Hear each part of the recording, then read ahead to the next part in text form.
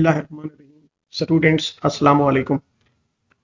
हमने पीरा SDO lock paper 3 के हवाले से 1 वीक रैपिड सेशन का आगाज किया हुआ है और इस सिलसिले में आज हमारा पहला दिन है। आज हम पीरा एक्ट 2024 और पीरा एक्ट 2025 के वेरी इंपॉर्टेंट पॉइंट्स जो हैं वो आपसे डिस्कस करेंगे, शेयर करेंगे। और मैं आपको रिकमेंड करूंगा कि इस लेक्चर को बड़े गौर से फोकस करके देखिएगा और साथ में पीरा एक्ट के ऊपर डिटेल लेक्चर भी मेरे इसी चैनल की प्लेलिस्ट में मौजूद है, वहां पर भी आप लोग जाकर जो है उसको अच्छे से देखिएगा। साथ में यहाँ पीरा एक्ट 2024 और 2025 का टेस्ट जो है वो भी टेस्ट डिस्कशन इसी प्लेलिस्ट में अवेलेबल है, वो भी आप लोग जरूर सुनिएगा। और अगर आप लोगों को हमारा ये टेस्ट पीडीएफ की फॉर्म में चाहिए तो स्क्रीन पर आपको व्हाट्सएप दिखाई दे रहा है, इस नंबर पर आप राब्ता करके जो है वो हमसे मंगवा सकते हैं। तो आइए स्टार्ट करते हैं पीरा एक्ट 2024। सबसे पहला पॉइंट है कि ऑफिशियल नेम और इसकी डेट। तो याद रखिएगा, Punjab enforcement and regulation act 2024 ये बेसिकली 2024 का 11वां एक्ट है। इंपॉर्टेंट एमसीक्यू है, नोट कर लीजिएगा। पास कब हुआ? याद रखिएगा 11 अक्टूबर को। असेंटेड कब हुआ? तो याद रखिएगा 16 अक्टूबर को। और पब्लिश कब हुआ? याद रखिएगा 17 अक्टूबर को 2024। Punjab enforcement and regulation act 2024 ये पंजाब का 2024 का 11वां एक्ट है, याद रखिएगा। ये एक्ट 11 अक्टूबर को पास हुआ, 16 अक्टूबर को गवर्नर की मंजूरी मिली और 17 अक्टूबर 2024 को जो है ये ऑफिशियल गजेट में शाया हुआ। तो आप याद रखेंगे कि ये एक्ट कब ऑफिशियल गजेट में शाया हुआ या कब इसने गवर्नर की मंजूरी ली, तो ये सारे पॉइंट्स आपने याद रखने हैं। नेक्स्ट है जी, इस एक्ट का पर्पस क्या था? Establish the Punjab enforcement and regulatory authority पीरा। इससे पीरा का कयाम जो है वो अमल में लाया गया। इस एक्ट का बुनियादी मकसद Punjab enforcement and regulatory authority जो है पीरा का कयाम है, ताकि सूबे में कानून नाफिज करने, निगरानी और रेगुलेशन के अमल को क्या किया जाए, मौसर और यकसा बनाने के लिए जो है बाकायदा एक लॉ एंड ऑर्डर जो है वो तरतीब देना इसका काम है। नेक्स्ट है जी, इसका हेडक्वार्टर कहां है? तो जहरी बात है, पंजाब का सदर मकाम लाहौर है, तो इसका हेडक्वार्टर भी कहां होगा? लाहौर होगा। अगर मैं यहां पर टॉप लीडरशिप की बात करूं तो याद रखिएगा जो टॉप लीडर होता है उसको हम चेयरमैन या चेयरपर्सन कहते हैं। और चेयरपर्सन जो है ऑलवेज भी चीफ मिनिस्टर ऑफ पंजाब। जो पंजाब का चीफ मिनिस्टर होता है वही बेसिकली चेयरपर्सन होता है। और वाइस चेयरपर्सन जो है वो चीफ सेक्रेटरी पंजाब होता है, याद रखिएगा, इंपॉर्टेंट है। और सेक्रेटरी या मेंबर में कौन आ जाता है? डायरेक्टर जनरल जो है ये आ जाते हैं मेंबर के अंदर और सेक्रेटरी के अंदर। वजीर आला जो है आमतौर पर डायरेक्टर जनरल को अपॉइंट कौन करता है? डायरेक्टर जनरल का स्केल कौन सा होता है? ये दो बातें बड़ी अहम है। तो याद रखिएगा इसकी अपॉइंटमेंट जो है वो चीफ मिनिस्टर करता है और आमतौर पर ये पीएमएस या के जरिए से सिलेक्ट होता है या पीएएस के जरिए से सिलेक्ट होता है। और इसका जो स्केल है वो कम से कम जो है वो 19 होना चाहिए या इससे ज्यादा का होना चाहिए। तो डायरेक्टर जनरल की कुछ जो है आप कह सकते हैं कि बाउंड्रीज हैं, क्वालिफिकेशंस हैं। वजीर आला की जानिब से ये तैनात किया जाएगा, लेकिन उससे पहले उसे क्या करना होगा? या तो वो पीएएस या पीएमएस सरफेस के का अफसर होगा और उसका स्केल जो है वो क्या होगा? 19 या फिर इसे ऊपर का होगा। नेक्स्ट है जी हमारे पास, इसमें जो आजाद मेंबरान्स हैं, इंडिपेंडेंट मेंबर्स हैं, उनकी कुल तादाद 4 होती है। और ये जो 4 इंडिपेंडेंट मेंबर्स हैं, याद रखिएगा इनकी जो मुद्दत होती है वो 3 साल होती है। ये 3 साल के लिए जो है मुतय्यन किए जाते हैं। और इनकी जो मुतय्यनी है वो बेसिकली कौन करता है? इनकी तकर्री कौन करता है? तो याद रखिएगा इनकी तकर्री जो है वो 3 मेंबर सिलेक्शन पैनल करता है। और ये 3 मेंबर को कौन नॉमिनेट करता है? आप बताएंगे चीफ मिनिस्टर जो है वो नॉमिनेट करता है। यानी कि अगर मैं इंडिपेंडेंट मेंबर्स की बात करूं तो इनकी तादाद 4 है, इनकी कुल मुद्दत 3 साल होती है और तकर्री जो है एक रुकनी सिलेक्शन पैनल करता है। और ये 3 रुकनी सिलेक्शन पैनल जो है इसको नामजद कौन करता है? तो आप बताएंगे वजीर आला पंजाब जो है वो इसको नामजद करता है। नेक्स्ट है जी, जो डिस्ट्रिक्ट चेयरपर्सन होता है वो ऑलवेज भी डिप्टी कमिश्नर होता है, डीसी। तो जिली चेयरमैन जो है वो डिप्टी कमिश्नर होता है, डीसी होता है। और आमतौर पर अगर मैं डिस्ट्रिक्ट मेंबर یا सेक्रेटरी की बात करूं तो एडिशनल डिप्टी कमिश्नर जनरल जो है वो इस कैटेगरी में आते हैं। अगर मैं जिली मेंबर या सेक्रेटरी की बात करूं तो एडिशनल डिप्टी कमिश्नर जो हैं जनरल वो इसी कैटेगरी में आते हैं। इसके अलावा अगर मैं फील्ड ऑफिस की बात करूं तो फील्ड ऑफिस जो है हर तहसील में एक इन्फोर्समेंट स्टेशन जो है वो कायम किया जाता है। तो enforcement station at sub division level, यानी कि हर तहसील के अंदर एक इन्फोर्समेंट स्टेशन जो है ये कायम किया जाता है। अगर मैं कोरम की बात करूं तो याद रखिएगा कि अथॉरिटी और डिस्ट्रिक्ट बोर्ड जो है इनकी मीटिंग जब होती है तो कम से कम 50% टोटल मेंबर्स का आना जरूरी है। अथॉरिटी या जिली बोर्ड के इजलास के लिए कुल मेंबरान का 50% होना जो है वो लाजमी है। ये भी इंपॉर्टेंट एमसीक्यू बन सकता है। अगर मैं मुख्तलिफ जो है वो फील्ड ऑफिसर्स की बात करूं कि इससे मंसूब फील्ड ऑफिसर्स जो हैं उनका स्केल या उनका चार्ज क्या होता है, तो पहले नंबर पर हमारे पास एसडीओ आते हैं, सब डिविजनल इन्फोर्समेंट ऑफिसर्स, और इनका जो स्केल होता है वो याद रखिएगा वो 16 या इससे ऊपर का होता है। और ये इंचार्ज होते हैं किसके? इन्फोर्समेंट स्टेशन के। तो ये इंचार्ज हैं इन्फोर्समेंट स्टेशन के और इनका स्केल 16 या फिर इससे ऊपर का होगा।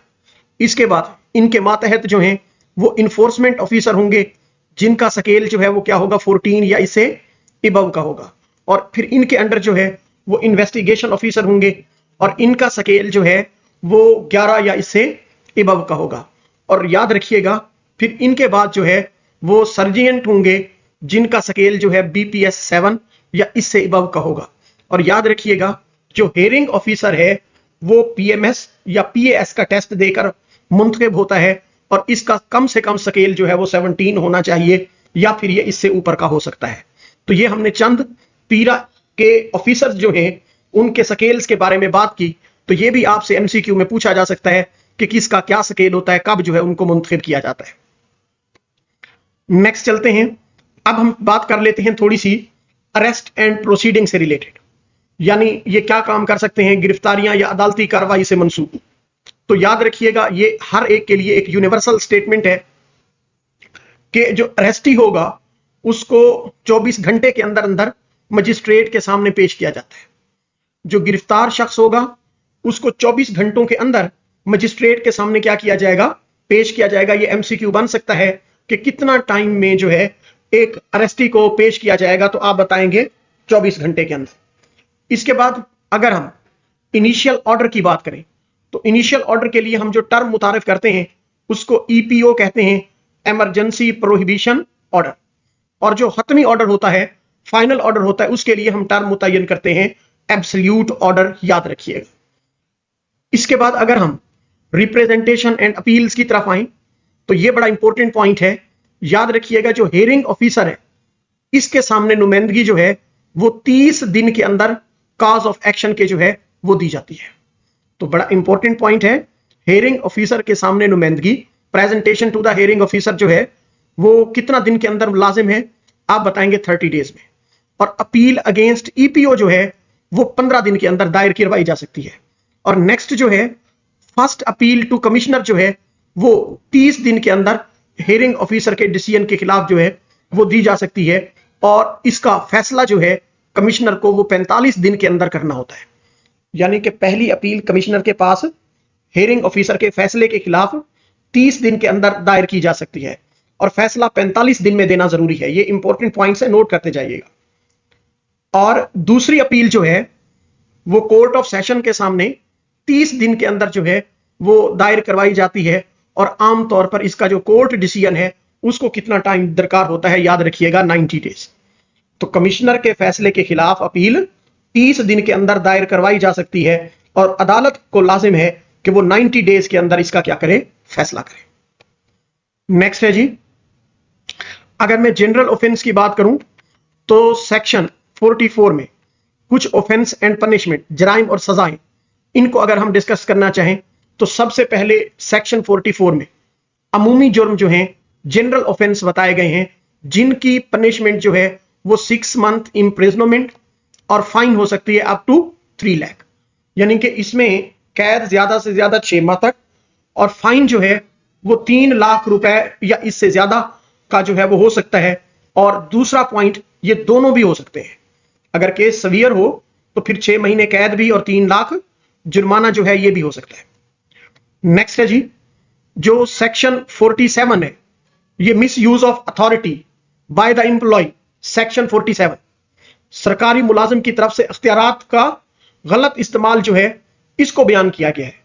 اس میں بھی عام طور پر 6 منتھ جو ہے امپریزنمنٹ اور 1 لاکھ تک جرمانہ ہو سکتا ہے، یا دونوں سزائیں جو ہیں وہ دی جا سکتی ہیں۔ اس کے بعد بیٹا ویری امپورٹنٹ ہے وسل بلوور سے متعلق۔ وسل بلوور جو ہے بیسیکلی وہ شخص ہوتا ہے جو عوامی مفادات میں کسی خلاف ورزی یا غیر قانونی عمل کو ظاہر کرتا ہے۔ A person who disclose a violation in the public interest, جو عوامی مفادات میں کیا کرتا ہے، کسی عوامی مفادات میں کسی خلاف ورزی یا غیر قانونی عمل کو کیا کرتا ہے، ظاہر کرتا ہے۔ اور اگر میں آپ کو وسلر بولر کے اپنا بلوور کی کچھ پراپرٹیز بتاؤں تو ان میں must include personal declaration of belief in its truth, false ڈسکلوریشن punishable up to 1 year imprisonment اور فائن اپ ٹو 1 lakh۔ یعنی کہ جو وسلر بلوور ہوتا ہے اس کو اپنی رپورٹ کے ساتھ ایک ذاتی حلفیہ بیان دینا بھی لازمی ہے۔ جو معلومات وہ دے رہا ہے وہ سچ ہے، جھوٹی یا غلط اطلاع دینے والے کو 1 سال تک قید یا 1 لاکھ روپے تک جرمانہ یا دونوں سزائیں جو ہیں وہ دی جا سکتی ہے۔ یاد رکھیے گا عام طور پر جو ایڈنٹیٹی ہے آف جینوین وسلر بلوور کی مسٹ بی پروٹیکٹڈ۔ ہاں، جو سچا وسلر بلوور ہے اس کی شناخت کو کیا رکھا جاتا ہے، خفیہ رکھا جاتا ہے، تاکہ اس کی جان یا ملازمت جو ہے وہ محفوظ رہے۔ اور ریوارڈ عام طور پر جو ہے یہ پے کیا جاتا ہے فرام دا پیرا فنڈ۔ یاد رکھیے گا اس کا ریوارڈ جو ہے وہ پیرا فنڈ سے پے کیا جاتا ہے۔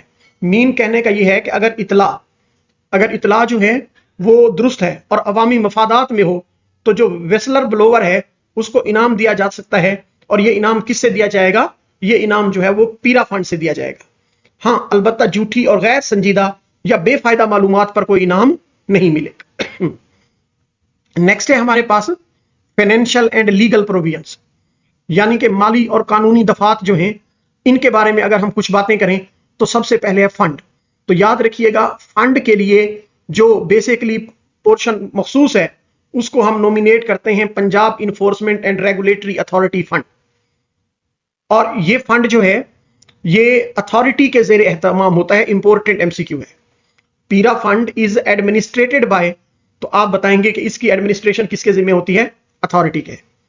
اگر میں آڈٹ کی بات کروں تو آڈٹ جو ہے آڈیٹر جنرل آف پاکستان جو ہے وہ کیا کرتا ہے؟ وہ فنڈ اور اخراجات کا کیا کرتا ہے؟ آڈٹ کرتا ہے۔ تو آڈٹ جو ہے وہ یاد رکھیے گا آڈیٹر جنرل آف پاکستان کرتا ہے، امپورٹنٹ ہے۔ نیکسٹ ہے جی، اگر میں اینول رپورٹ کی، سالانہ رپورٹ کی بات کروں تو یہ گورنمنٹ کو سبمیٹڈ کی جاتی ہے with in 3 months of the financial year set, یعنی اتھارٹی پر ہر مالی سال کے اختتام کے بعد 3 ماہ کے اندر رپورٹ حکومت کو جمع کرائے گی، امپورٹنٹ ہے۔ اور نیکسٹ جو ہے وہ یہ یاد رکھیے گا حکومت یہ رپورٹ پھر پنجاب اسمبلی میں 90 days کے اندر پیش کرے گی۔ یہ بڑا امپورٹنٹ پوائنٹ ہے کہ اتھارٹی ہر مالی سال کے اختتام پر 3 ماہ کے اندر رپورٹ جو ہے وہ حکومت کو جمع کرائے گی، اور حکومت یہ رپورٹ پھر نیکسٹ 3 months یعنی 90 دن کے اندر کیا کرے گی؟ پنجاب اسمبلی میں پیش کرے گی۔ اگر میں لیگل سٹیٹس بتاؤں اس پیرا ایکٹ کا تو یاد رکھیے گا آل person acting under the act are deemed public servant under the section 21 of پی پی سی 1860، یعنی کہ جو بھی شخص اس ایکٹ کے تحت کام کر رہا ہے اسے پبلک سروینٹ کا درجہ حاصل ہے، اور یہ سیکشن 21 پاکستان پینل کوڈ 1860 میں بیان کیا گیا ہے، یاد رکھیے گا۔ اور اوور رائڈنگ ایفیکٹ جو ہے وہ سیکشن 77 میں بیان کیا گیا ہے۔ The act has overriding effect over the other laws in case of the conflict. Officials protected from the legal proceeding for the action done in the good faith. یعنی کہ اگر اس ایکٹ اور کسی دوسرے قانون میں تضاد ہو تو پیرا ایکٹ کو کیا ہوگی؟ بالادستی ہوگی، اوور رائڈنگ حاصل ہوگا۔ اور انڈیمنیٹی کی اگر میں بات کروں تو انڈیمنیٹی کہتے ہیں تحفظ کو۔ اگر کوئی افسر نیک نیتی گڈ فیتھ سے اپنی ڈیوٹی سر انجام دیتا ہے تو اسے اس کے خلاف کوئی قانونی کاروائی نہیں کی جا سکتی. یہ بڑا امپورٹنٹ پوائنٹ ہے کہ اس کے خلاف کوئی قانونی کاروائی نہیں کی جا سکتی. نیکسٹ ہے جی. اب اگر میں بات کروں ڈیلیگیشنز اینڈ شیڈیولز کے حوالے سے، یعنی کہ اختیارات کی منتقلی اور شیڈیول پر اگر ہم بات کریں تو یاد رکھیے گا کہ نو ڈیلیگیبل پاورز جو ہیں، غیر منتقل کیے جا سکنے والے اختیارات جو ہیں، the authority can not delegate its power. Authority جو ہے وہ اپنی پاور کیا کر سکتی ہے کہ پاس کچھ پاور ایسی ہیں جو دوسروں کو منتقل نہیں کی جا سکتی. جیسے میں آپ کو بتاؤں، قواعد و ضوابط ہیں، فریم ریگولیشنز ہیں، اس کے علاوہ اپروو دا اینول بجٹ ہے، سالانہ بجٹ کی منظوری ہے، اس کے علاوہ determine the employees term of service ہے، ملازمین کی ملازمت کی شرائط ہے. تو ان کو جو ہے وہ آگے منتقل نہیں کیا جا سکتا، یاد رکھیے گا. اگر میں شیڈیول لاز کے اوپر جو ہے کچھ باتیں کروں تو یاد رکھیے گا کہ اس ایکٹ کے مطابق ایک شیڈیول دیا گیا ہے جس میں ابتدائی طور پر 5 قوانین شامل ہیں اور حکومت کو اختیار ہے کہ وہ وقتاً فوقتاً اس میں کیا کر سکے، ترمیم کر سکے. The schedule laws are listed in the schedule which initially include 5 laws. Important ہے. The government has power to amend the schedule. Government کے پاس اختیار ہے کہ وہ اس میں کیا کر سکیں، اس میں جو ہے وہ ترمیم کر سکتے ہیں. اس کے بعد ہم چلتے ہیں، ہمارے پاس نیکسٹ ایکٹ ہے پیرا ایکٹ 2025. اس کے ویری امپورٹنٹ پوائنٹس ڈسکس کر لیتے ہیں. تو سب سے پہلا پوائنٹ آپ نے یاد رکھنا ہے، اس کا جو شارٹ ٹائٹل ہے وہ وہی ہے Punjab enforcement and regulatory authority operations and procedure role 2025. اور اس کا جو کمنسمنٹ ہے وہ یاد رکھیے گا وہ جولائی 2025 ہے. یعنی ان قواعد کا جو پراپر نیم ہے وہ Punjab enforcement and regulatory authority operations and procedural rules جو ہے 2025 ہے. اور یہ جولائی 2025 میں فوراً نافذ العمل جو ہے وہ ہوا. ویری امپورٹنٹ ہے اس کی ڈیٹ کیونکہ یہ لیٹسٹ ڈیٹ ہے. اس کے بعد اگر میں بورڈ میٹنگ کے حوالے سے کچھ باتیں بتاؤں آپ کو، دا governing board must be met at least once every 3 months. Special meeting can be called for the urgent metre. یعنی کہ جو گورننگ بورڈ ہے اس کو کم از کم 3 ماہ میں ایک اجلاس لازمی منعقد کرنا ہوگا. ہاں، اسپیشل میٹنگ ہنگامی حالات میں یا فوری نوعیت کے معاملات کے لیے جو ہے وہ بلایا جا سکتا ہے، لیکن اس کے لیے جو ہے وہ اجلاس کا نوٹس دینا، میٹنگ نوٹس دینا جو ہے، اور کم از کم اس میٹنگ میں ہم بات کیا کرنے والے ہیں، ایجنڈا کیا ہے، وہ 3 دن پہلے جو ہے وہ سینڈ کر دینا جو ہے وہ ضروری ہے. ہاں، advanced can be shorter for the special meeting. ہاں، البتہ خصوصی اجلاس کے لیے یہ جو دورانیہ ہے اس کو کم کیا جا سکتا ہے. مین کہ آج ہی ارجنٹ میٹنگ ہو اور آج ہی بتایا جائے کہ بھی اس پر ہم ڈسکشن کرنے والے ہیں، یہ پاسبل ہے. لیکن جو نارمل ریگولر میٹنگز ہوں گی اس کے لیے کچھ شرائط ہیں. ان میں پہلی شرائط یہ ہے کہ 3 دن تک، 3 دن کے اندر جو ہے وہ ایجنڈا کیا کر دینا چاہیے، بتا دینا چاہیے. نیکسٹ ہے جی، ہینڈلنگ پبلک نیوسنس کمپلینٹ. عام طور پر جو عوامی تکلیف یا نقصان ہے اس کی شکایت کا طریقہ کار.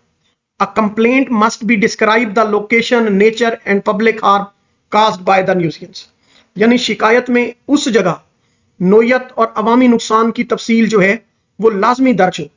اور عام طور پر جو ریگولر کمپلینٹ ہے وہ سبمٹ ہونی چاہیے آن دا ایفیڈیوٹ اور ایویڈنس کی شکل میں. باقاعدہ شکایت کنندہ جو ہے کو حلف نامہ اور ثبوت کے ساتھ جو ہے وہ شکایت جمع کروانی ہوگی.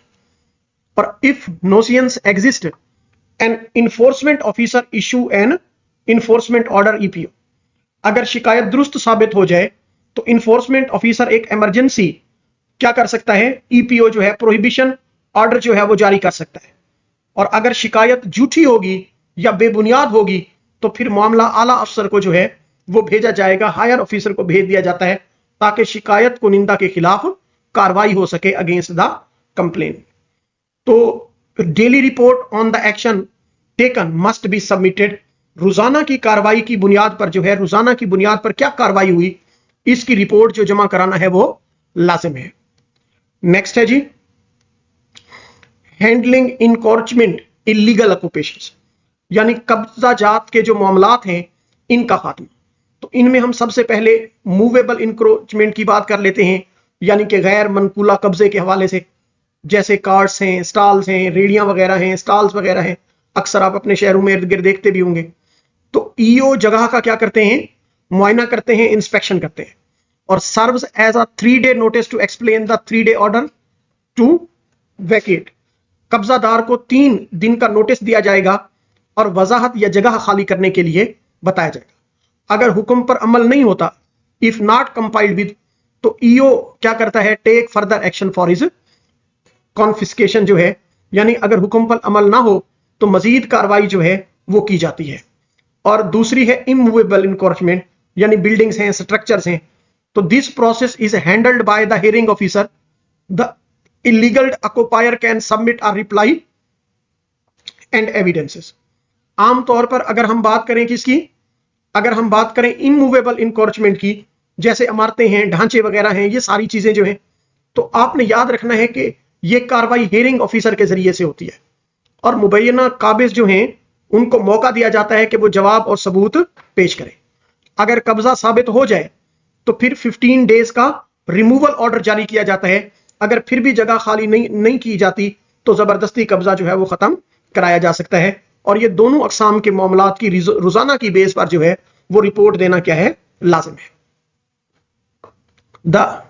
ये जितना भी ऑक्यूपायर्स हैं इलीगल, इनको जो है ये क्या करना पड़ता है, इनको 15 दिन का जो है वो नोटिस देना पड़ता है। ये पॉइंट आप लोगों ने याद रखना है। नेक्स्ट है जी, तो ये बातें डिस्कस हो गई। रिप्रेजेंटेशन, अपील प्रोसेस, नुमाइंदगी या अपील का प्रोसीजर जो है, प्रोसेस जो है, ये हम देख लेते हैं। This is a way for an offender or aggrieved person to challenge the action. किसी मुतासरा शख्स को या मुजरिम को अपनी सफाई या अपील का हक हासिल है, और appeal must be filed with in 30 days of the action. Appeal जो है वो एक्शन के 30 दिन के अंदर जमा कराई जा सकती है। और याद रखिएगा, must be decided by the hearing officer with in 60 days. जो हियरिंग ऑफिसर है वो ये अपील 60 दिन के अंदर क्या करता है, इसका फैसला करता है। और याद रखिएगा, not admissible if the similar case was already dismissed और if a removal order was already issues. यानी अपील काबिल समात नहीं होगी अगर इसी मामले पर पहले कोई केस खारिज हो चुका हो या रिमूवल ऑर्डर जो है वो पहले जारी किया जा चुका हो। तो याद रखिएगा, अगर मैं हियरिंग प्रोसीजर की बात करूं कि समात का जो तरीकाकार है, hearing must be started with in 3 working days of receiving representation. समात 3 वर्किंग दिनों में शुरू होना जो है वो लाजिम है। The person can attend in a person और थ्रो अ लॉयर, तो फ्रीकैन खुद भी या वकील के जरिए से भी पेश हो सकते हैं। और याद रखिएगा, hearing officer can call for official record. जो हियरिंग ऑफिसर हैं वो सरकारी रिकॉर्ड तलब कर सकते हैं ताकि हकाइक की क्या की जाए, तस्दीक की जा सके। और याद रखिएगा, evidence is taken on oath and recorded in the case file. आमतौर पर तमाम बयानात हल्फनामे पर लिए जाते हैं, स्टाम्प पेपर पर लिए जाते हैं और रिकॉर्ड पर जो है वो महफूज किए जाते हैं। If a party absent, the hearing officer can proceed without them ex party और dismiss the case for default. अगर कोई फरीक गैर हाजिर हो तो हियरिंग ऑफिसर या तो गैर हाजिरी में फैसला दे सकता है या केस को जो है वो क्या कर सकता है, खारिज कर सकता है। तो इसका अख्तियार जो है वो हियरिंग ऑफिसर के पास है कि उसने क्या डिसीजन करना है। नेक्स्ट है जी, interim relief, temporary orders. The hearing officer can grant temporary relief suspending an EPO while the main cause is pending. Hearing officer किसी मुकदमे के दौरान आर्जी रिलीफ दे सकता है।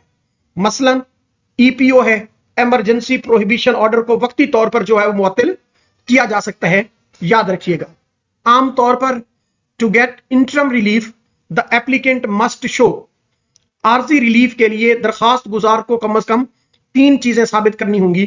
First of all, a strong initial case, risk of irreparable loss and the matter is urgent. कि इब्तदाई case, मजबूत case जो है, जिसको हम आम वर्ड्स में कहते हैं स्ट्रॉन्ग प्रेमा फिशाई केस, और इरिपेरेबल नाकाबिले तलाफी नुकसान, और मामला इंतहाई हंगामी नोयत का हो, तब बतौर आर्जी रिलीफ जो है पहली हालत में जो है क्या किया जा सकता है, इसको बहाल नहीं किया जा सकता। Can not be restore the previous situation as a interim measure. याद रखिएगा। नेक्स्ट है जी, ऑर्डर्स एंड इन्फोर्समेंट, अहकामात और अमल दरामद। तो याद रखिएगा, all the orders must be in writing with reasons. तमाम अहकामात तहरीरी होने चाहिए और इनमें वजूहात लाजमी दर्ज हो। If public nuisance is not remove, the hearing officer can issue an absolute order with deadline and further penalties. अगर अवामी नुकसानात जो हैं या तकलीफ खत्म ना की जाए तो फिर हेयरिंग ऑफिसर क्या कर सकता है, एब्सोल्यूट ऑर्डर जारी कर सकता है, जिसमें डेडलाइन और मजीद जुर्माने और सजाएं जो हैं वो क्या होंगी, शामिल होंगी। If not compiled with the SDO get it enforced which may be involve force. अगर हुक्म पर अमल नहीं हुआ तो फिर एसडीओ को अमल दरामद का अख्तियार होगा, चाहे वो फोर्स का इस्तेमाल ही इसके लिए क्यों ना करना पड़े, लेकिन हुक्म की अमल दरामदगी जो है वो लाजमी होगी। हैंडलिंग द कॉन्फिस्केटेड गुड्स, जब्त शुदा सामान जो है उनको कैसे हैंडल किया जाएगा। A detailed inventory must be made when goods are seized. जब सामान कब्जे में लिया जाएगा तो उसकी तफसील जो है वो क्या की जाएगी, वो लाजमी बनाना होगी। If the offender wins their case, the goods are return. अगर मुलजिम केस जीत जाता है तो उसका सामान क्या कर दिया जाएगा, वापस कर दिया जाएगा। और याद रखिएगा, कॉन्फिस्केटेड गुड्स जो हैं can be publicly auction to recover the unpaid return rents और इन्फोर्समेंट कॉस्ट। और जब्त शुदा सामान जो है, अगर दूसरे केस में मुलजिम केस नहीं जीतता तो जब्त शुदा सामान को पब्लिक ऑक्शन के जरिए से, नीलामी के जरिए से क्या किया जाएगा, बेच दिया जाएगा, ताकि बकाया जो किराया है या अमल दरामद के अखराजात हैं वो पूरे किए जा सकें। The sale price is set at less than 10% of the market value to ensure the quick sale. नीलामी के लिए कीमत मार्केट वैल्यू से 10% कम रखी जाएगी ताकि सामान जो है वो क्या हो, जल्दी फिरोख्त किया जाए। तो ये इंपॉर्टेंट है। नेक्स्ट है जी, यहां पर भी हमें अपना विसल ब्लोअर के तहफ़्फ़ुज़ात, प्रोविजंस जो हैं उनके बारे में बताया गया है। A whistleblower is protected. Whistleblower को, यानी वो शख्स जो कानूनी खिलाफ वर्जी अवामी मफादात में जाहिर करे, को बड़ा प्रोटेक्शन हासिल है, तहफ़्फ़ुज़ हासिल है। If there disclosure is found the false or frivolous, they can be fined or imprisonment. हाँ, अगर उसकी इतला झूठी या बददियानती पर मबनी साबित हो तो उसे फिर जुर्माना भी हो सकता है और उसे कैद भी हो सकती है। अगर किसी ने विसल बॉलर की, अपना ब्लोअर की शनाख्त गैर मजाज तौर पर जाहिर की तो ये संगीन जुर्म काउंट होता है और इस पर जुर्माना और कैद जो है वो भी हो सकती है। Unauthorised disclosurisation of the whistle blower identity is a serious offence and punishable with a fine और इम्प्रिजनमेंट। इसके बाद है जी फील्ड ऑपरेशंस एंड अकाउंटेबिलिटी, यानी कि फील्ड ऑपरेशंस और एहतसाब से मुताल्लिक बातें। तो यहां सबसे पहले बड़ी सिस्टम जो है, officers must work in pair for safety and monitor each other. तमाम अफसरान को जोड़ों की शक्ल में काम करना लाजिम है ताकि तहफ़्फ़ुज़ और एक दूसरे पर निगरानी को क्या किया जाए, यकीनी बनाया जा सके। उसके बाद body cameras, the director general can issue instructions for using the body cameras and other gadgets. Director general को अख्तियार हासिल है कि वो अफसरान को बॉडी कैमरा और दीगर आलात के जो इस्तेमालात हैं उनकी हिदायत करे।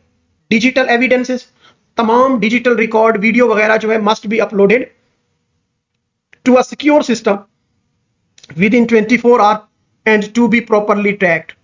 तमाम डिजिटल रिकॉर्ड्स, वीडियोस, फोटोज वगैरह जो हैं वो 24 घंटे के अंदर महफूज सिस्टम पर अपलोड और टैग करना जो है वो जरूरी है। अब अगर मैं फाइन्स के हवाले से कुछ बातें करूं और इनकी कुछ हदूद आपको बताऊं कि इनकी पिक्यूनरी लिमिट्स जो हैं वो क्या हैं, तो इनमें जितना बड़ा ऑफिसर होगा उतना ज्यादा फाइन जो है वो इंप्लीमेंट कर सकता है, याद रखिएगा। मिसाल के तौर पर अगर मैं district enforcement officer and regulatory board की बात करूं तो ये ज्यादा से ज्यादा 3 लाख तक फाइन जो है वो कर सकता है। ये बड़े इंपॉर्टेंट पॉइंट्स हैं, नोट कर लीजिएगा। तो district enforcement and regulatory board कितने तक फाइन कर सकता है, याद रखिएगा, 3 लाख तक। और अगर मैं हेयरिंग ऑफिसर की बात करूं तो ये 2 लाख तक जो है वो फाइन का लेवल रखा गया, मीडियम लेवल। और एसडीओ जो है वो 1 लाख तक फाइन जो है वो कर सकता है। और जो इन्फोर्समेंट ऑफिसर है, ईओ, वो लोएस्ट फाइन जो है यानी कि 50,000 तक इंप्लीमेंट कर सकता है। तो डियर स्टूडेंट्स, ये था हमारा आज का लेक्चर। उम्मीद करता हूं आपको पसंद आया होगा। अगर हमारा लेक्चर आपको अच्छा लगे تو لائک دبانا جو ہے وہ نہ بھولیے گا. میں آپ کو ایک ویک کے اندر پورا پیرا کا ایس ڈی او کا سلیبس جو ہے وہ ریوائز کرواؤں گا اور اس سلسلے میں ہماری یہ پہلی ویڈیو ہے. نیکسٹ لیکچر کے اندر ہم ہولڈنگ ایکٹ کے اوپر اور پرائز کنٹرول ایکٹ کے اوپر بات کریں گے. میں نے کوشش کی ہے کہ ویری امپورٹنٹ کوسچنز جو ہیں جو ایگزام ریلیٹڈ بھی ہیں اور آپ لوگوں کو سمجھنا جو ہے وہ ایزی بھی ہوں, وہ آپ کو ایک ایزی وے کے اندر سلائیڈز کی شکل میں ریپریزنٹ کیے جائیں. Connected with law and jobs academy. ملتے ہیں نیکسٹ لیکچر میں. تھینک یو سو مچ. اللہ حافظ.